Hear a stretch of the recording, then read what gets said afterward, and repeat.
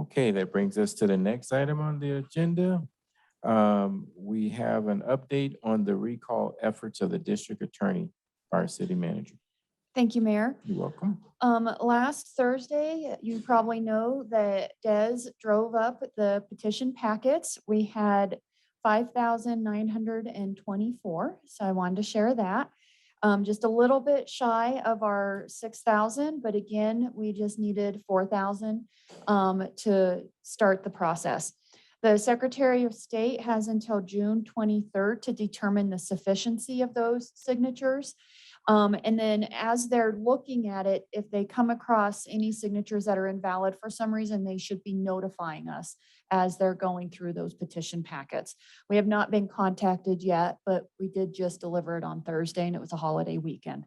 I know Counselor Grego has been interested in how much of that 10,000 has been used. And again, about a little over 1,500 is actual expenses in regards to paying out money.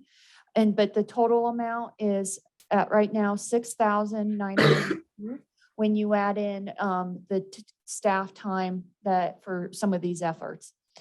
One of the last items I wanted to talk about is last week, the mayor did hold another roundtable for those who have been victimized by the district attorney's office. It was a pretty heavy 2 hours listening to individuals who had been abused and victimized one time by an individual or in some way, and then either have everything dismissed, or if it did go to trial, not have any evidence presented to where the person gets off. Having individuals talk about their children being molested, or an actual survivor child there talking about being molested.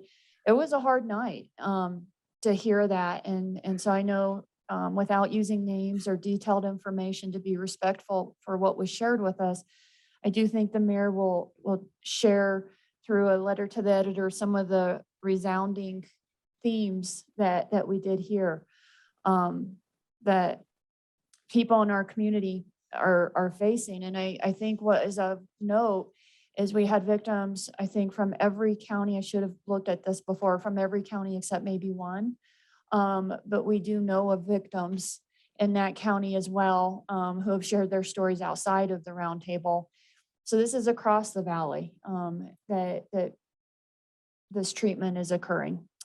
And then I'll turn it over to Eric to talk about just another retaliation from the district attorney's office. Right. One of the hallmarks of the district attorney, I think, has been the use or abuse of his office for personal vendettas and vindictive purposes. And he joined in a motion with the public defender for contempt of court against the Alamosa Police Department for failing to return what was an alleged $21,000 in cash left in a defendant's vehicle. The police department does not seize items out of a defendant's vehicle when it's towed.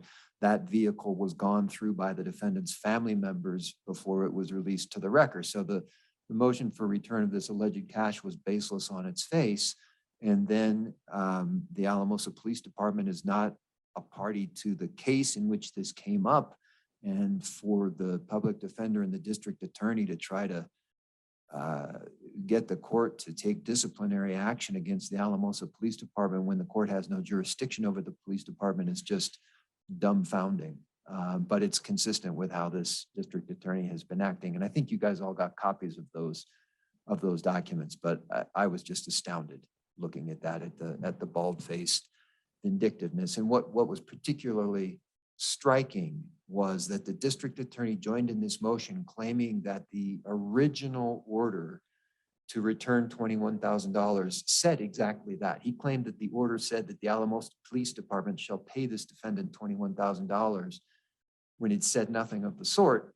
And he says that he made that determination that that was correct without even talking to the Alamosa Police Department about whether they had seized $21,000.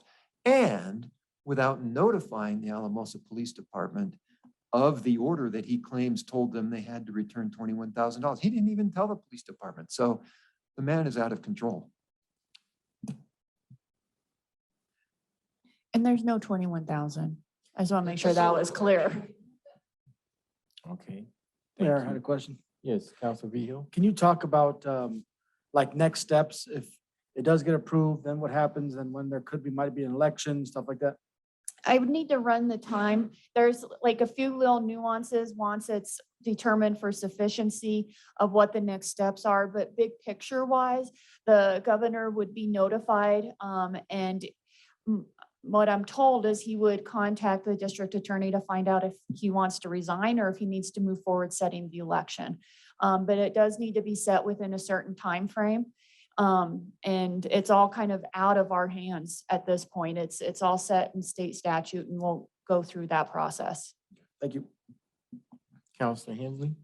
Just a quick question. When they get hold of you, let's say some of the signatures aren't whatever valid and stuff, are you allowed to try to fix that? Just for clarification.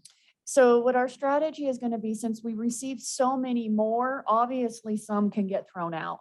But when they notify us, we have 5 days to correct them. And so if it's ones we think we can track down and do that fairly easily, we will look at correcting the signatures. But you may have seen us, some of us were at Walmart or City Market. And so some of those, tracking down some of those might be pretty challenging. So we don't need to feel pressure to track down every one to fix because we received so much more than what we needed. But if there's some there we can easily do, we obviously want to work to correct them.